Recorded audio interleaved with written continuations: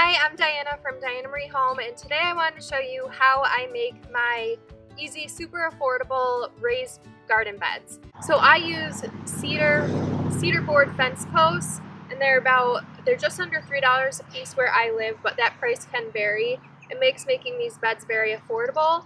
And each bed uses 7.5 boards with the way that I make them, because I include a decorative ledge on the top.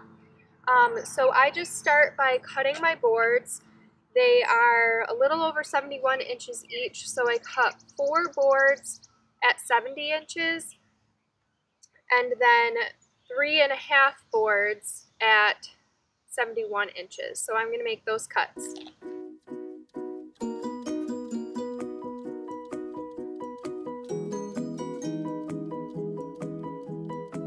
I just cut the 4 boards at 70 inches. These are going to be the walls for the long side, and I just wanted to show how I cut the detailed edge off of the picket so that you're left with a perfectly rectangular board. The next 2 boards I cut will be at 71 inches. These 2 boards will be the short sides. Once I cut it at 71, I'll cut it right in the middle again at 35.5 inches. So I'll have a total of 4 pieces that are 35.5 inches.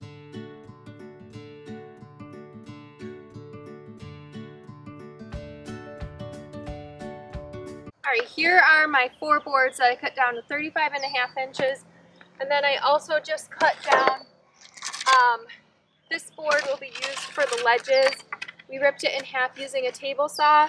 This is cut to 71 inches. This will give the overlap that we're looking for when it comes time to that.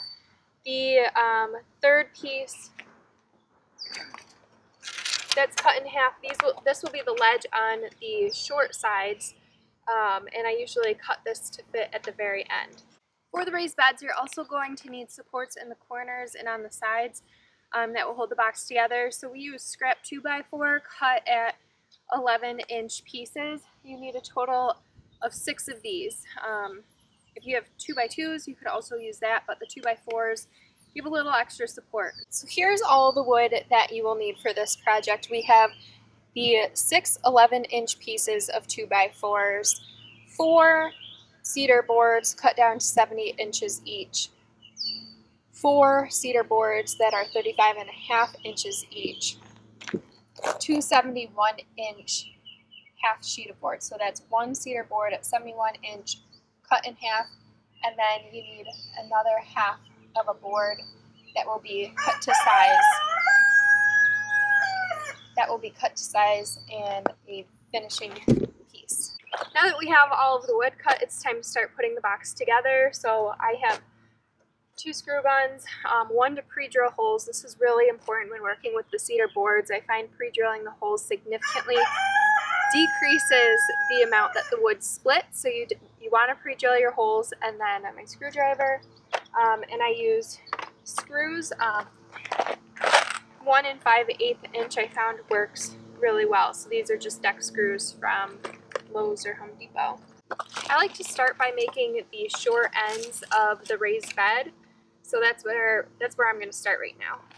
Alright, so to make one of the short ends, you take 2 of your 35.5 inch boards.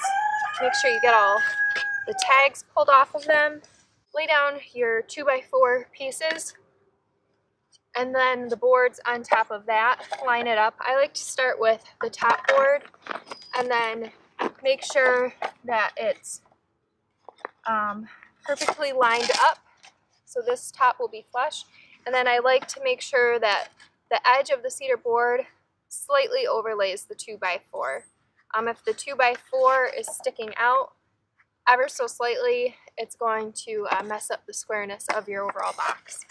Alright, it's all lined up, so I'm just going to pre-drill 2 holes, top, bottom, add the screws. Move over to the other side and do the same thing. You're left with a structure like this. You just have to add the bottom piece. So you want this to be as tight to the top board as possible. If you have a little If your measurements weren't cut perfectly on the 2x4, it's okay because that's what will be on the ground and you won't even see it. I have it all lined up, so I'm going to again pre-drill 2 holes each side and add screws. Alright, this is what you're left with. That will be the bottom. So this will be one of the short sides. You want to do the same thing, you need 2 of these.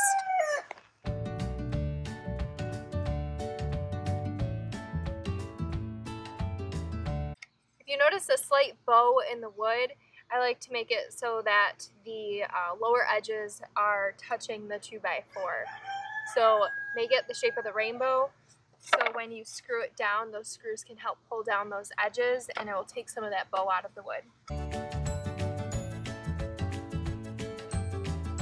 Alright, now we have our 2 short ends created, and what I do next is attach the long boards to start creating the box.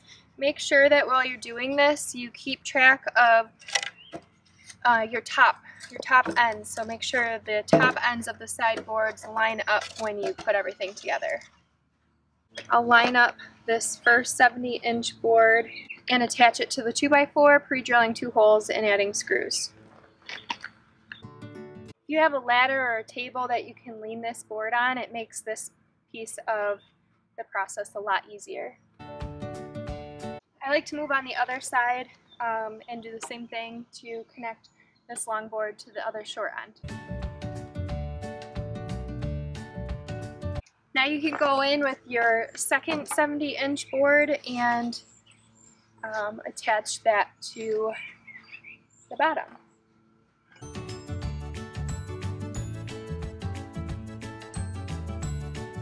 Once you have your 3 sides attached, you can just flip it over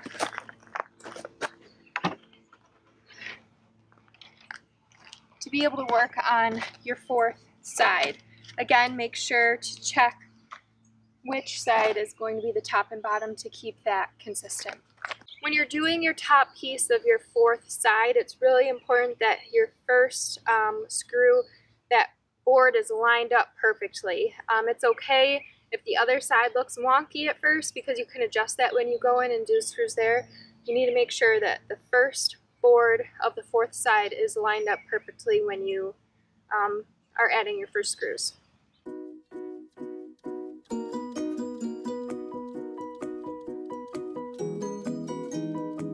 Okay, all 4 sides are attached, so you can flip it, make sure the bottom side is down, and this is where the other 2 pieces of 2x4 come in. We will just, again, pre-drilling holes, adding screws, attach these to the center of these 2 boards to give extra support to the middle of the long edges.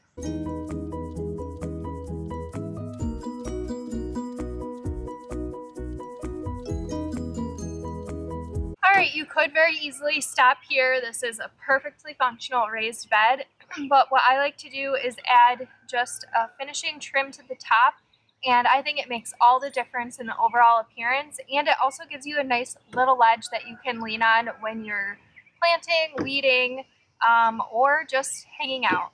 To attach the ledge, you just take that board that you cut in half using your table saw and cut to 71 inches. And you place 1 on each long side, and it should overlap about a centimeter all the way around. What I like to do is line it up with the 2x4 I have inside so that it's flush, and then that gives me the perfect overhang. Center it so that the overhang on both sides are equal, and then you're good to go. Pre-drill a hole and put a screw in the middle into that 2x4, and on same thing on both ends.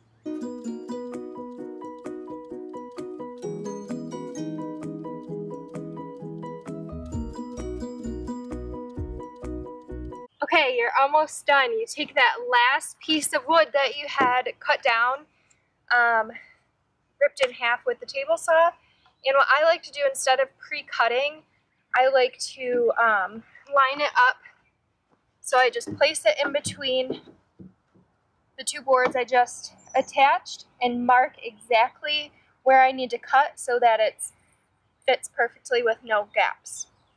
Fits perfectly right in, so just again pre-drill your holes, hole on each side, and screw this ledge right into those corner 2x4s.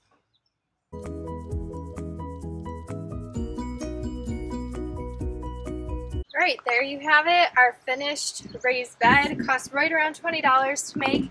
As you can see, it was super simple and it takes about 30 minutes to complete.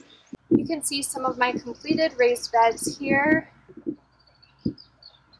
I built these using the same method, and you can see how adding that finishing ledge really just makes the finished product look really nice compared to leaving it exposed. It gives a very nice finished look. So some of the reasons why you might choose to do a raised bed over traditional gardening is one, because of how it looks. I think they look really nice, and they create an overall appearance that is just nice to look at. The other reason is, for example, in this area where I have my greenhouse and garden, the soil is horrible. We have an old farmhouse, and I believe that this may have been gravelled at some point. There may have been a gravel pathway. When I dig in this dirt, it is just rock. So creating raised beds allows me an easy way to create really good soil for my plants. Another reason is raised beds really helps decrease weeds. You're adding in the soil that you want, and you're able to really eliminate a lot of those invasive grasses and weeds that are hard to keep up on. They're also easier on your back for weeding when you do weed or plant or tend to your garden. Also with the ledges, it's nice to be able to sit on the ledge while you work in the bed, making it just a whole lot easier than kneeling on your knees and bending over. So it just makes the task of gardening a lot easier. I also like how I can create paths that are easy to walk in. As you can see, this space is in its early stages. Eventually I envision grass growing in between the raised bed gardens with the vegetables, you know, being in the garden. So I hope you enjoyed watching how I built my affordable, easy DIY raised garden beds. Please hit subscribe. I'll continue to update on how we're updating our 1800s farmhouse on a budget